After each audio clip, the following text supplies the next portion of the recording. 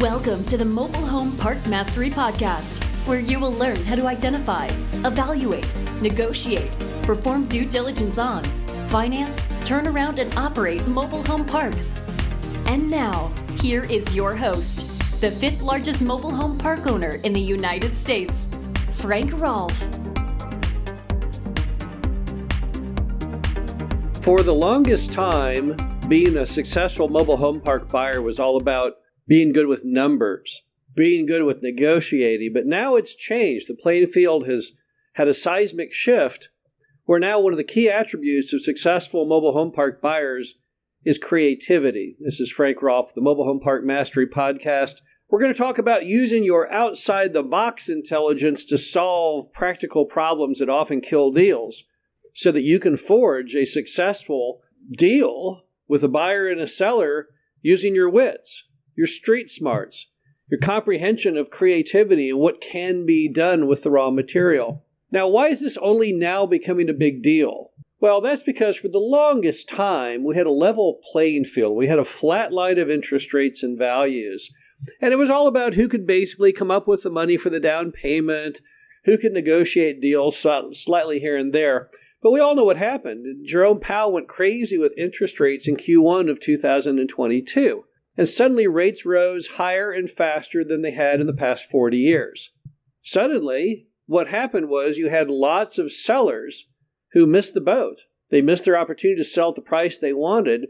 And now, with interest rates going up, in many cases, double, sometimes even triple, you couldn't get those prices anymore. And suddenly, we had like a siege. We had a deadlock because the sellers would not sell for what the price that they thought they could have had in the past using conventional financing, and the buyers were unwilling to pay the price of what was there back in the days of lower caps and interest rates. But then suddenly a new type of buyer came on the scene, and that was the one who could figure out how to solve these problems, embracing the fact that times had changed, how to deliver a price that was satisfactory to both buyer and seller. And I call this the Creative Dealmaker's Playbook because it's basically tactics that you can use over and over again based on the individual details of the deal. So let's start off with the most basic, and that is the problem that when the seller wants more money than the net income will support. So in other words, the seller wants to sell you the mobile home park at a 6 cap when the interest rate on your loan might itself be higher than 6%. So how can you solve that? What are some creative outside-the-box ways to solve that? Well, one that's become very popular, and is always popular, was popular when I got in the business, was seller financing. You can say to the seller, look, oh, I see, you want the value of 2019 before interest rates went up later. So if you want that, you'll have to seller finance for maybe 10 years at what the interest rate was back then. I can't get a loan at a bank and pay out 7% and buy it at the 6 cap, but I can buy it at the 6 cap if you'll carry the paper at 3% for a decade. And many deals have subsequently been forged by that one single creative solution. If they want the pricing of the olden days, they'll have to carry the financing like the olden days. Another thing you can do is do a master lease with an option. We've been big fans of that construction over the decades. What you do is you pay the seller a flat fee every month to take over full control of the property, and then you fix it. You raise rent, you fill lots, you fill vacant park-owned homes, all the things you need to do, cut cost, fix utility leaks, etc. And then when you get it all fixed up, then you close on it. That way you're not closing on it at a 6 cap when the interest rate's at a 7. You close on it when you're at a 10 cap and the interest rate's at a 7. How long does it take to do it?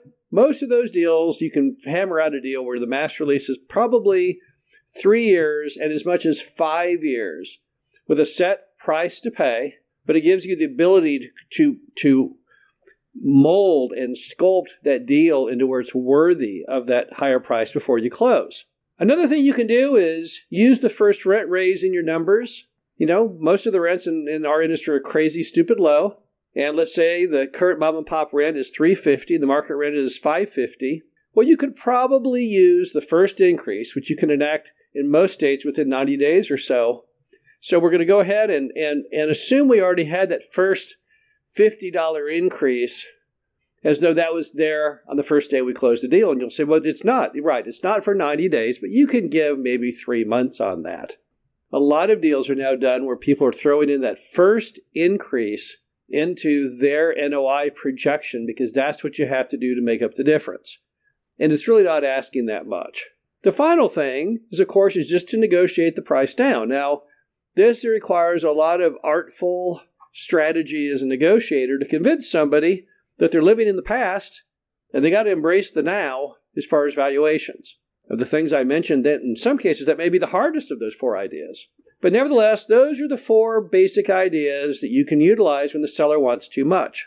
Now, another problem sometimes is a seller has too many rental homes. And that causes you heartburn because lenders hate them, buyers hate them. The whole world hates rental homes. They do nothing but lose money and create endless headache, heartache, and liability. So what do you do then? Mom and Pop's got a 50-space park. They got 20 rental homes. What do I do with that mess? How do I creatively fix that? Well, the creative solution there is to get rid of the rental homes, to sell those to the existing tenants. And if the homes are from the 80s, but preferably 90s to newer, you can even get paid to do it. Go to a lender like Performance Equity Partners, PEP, out of Chicago, and they might give you, for each home that you sell the customer, they might create a mortgage on that of $10,000, $20,000, $30,000. And then you get that money, and you can use that money to either pay down debt or to do other renovations in the park. So converting those crummy rental homes into an actual asset where you get paid with a mortgage, actual cash in your hand, that's a very good solution to those. Also, another thing you can do is you can go ahead and just give the homes away sometimes. Just go to the residents and say, you know what? Here's the deal. You're paying $500 a month to rent that home, and I'll just give the home to you, and you start paying me $400 a month in lot rent only. Because in most cases, that home was costing $200 or $300 a month in repair, maintenance, tax, insurance, commissions. And by simply giving it to them, you cut off the negative that you would have with those rental homes. Another problem that comes up sometimes is failing infrastructure with a big CapEx price tag. That might be that the roads are failing, water lines, sewer lines, packaging plant, septic field, you fill in the blank. And you don't know how to pay for that. How is that going to work? How am I going to come up and fix that packaging plant for $200,000, and where am I getting the respect from the seller regarding having to do that? Well, what are the creative solutions? Well, number one, see if you can finance those renovations into the original bank loan. Some banks will allow you to finance those big CapEx items. That takes a lot of the burden off of you.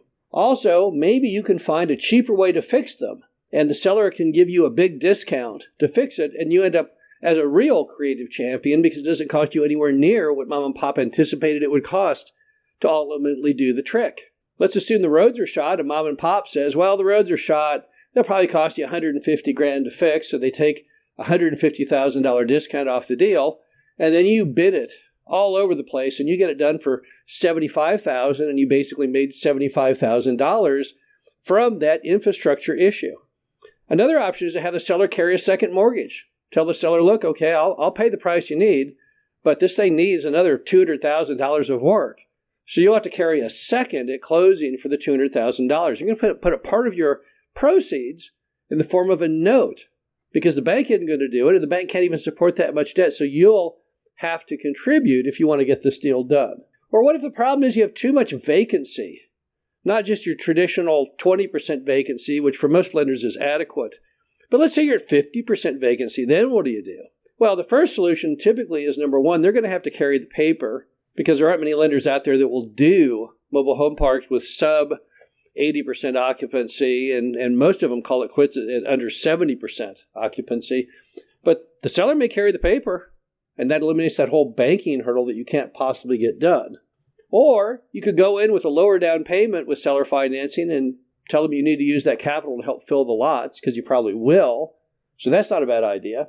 And then a final really creative solution is to get rid of the vacant lots. Reclassify them into another purpose. If you have a whole bunch of small lots in a park that's got a lot of cars, maybe you make that overflow parking. You just pave those lots over, and now they no longer are vacant lots. Or you create a green space amenity area where there is none. But sometimes vacant lots aren't doing you any good. They're actually harming you. When you run your numbers with the bank, you're based on actual existing occupancy. So you're not inflating that number. You're simply saying, look, I don't think I'm going to fill this many vacant lots, so I'm not even going to try. I'm going to use those for other purposes within the park. And typically a smart lender will look at that and say, I can live with that. Now later, if you want to utilize a lot, I've never heard of a lender who argues over you making more money than you were supposed to with the asset. But nevertheless, that's a creative approach to try and get the deal done. The bottom line to it is successful mobile home park buyers today have a little extra artist, a little extra sculptor. They are part Rodin, part Picasso. Not just numbers crunching, not just negotiating. Those are very important traits.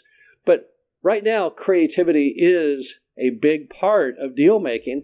So you got to think a little more outside the box. This is Frank Rolfe, the Mobile Home Park Mastery Podcast. Hope you enjoyed this. Talk to you again soon. Thank you for listening to the Mobile Home Park Mastery Podcast. Be sure to visit us at mhpmastery.com to subscribe to the show, read our show transcriptions, and access all of our great information on mobile home park investing.